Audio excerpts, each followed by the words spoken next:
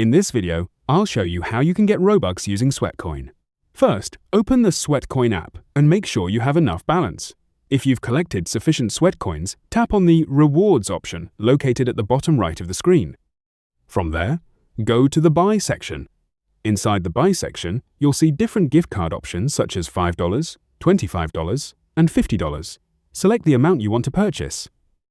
A $5 gift card costs around 5,000 Sweatcoins, $25 costs about 15,000 Sweatcoins, and $50 costs approximately 30,000 Sweatcoins.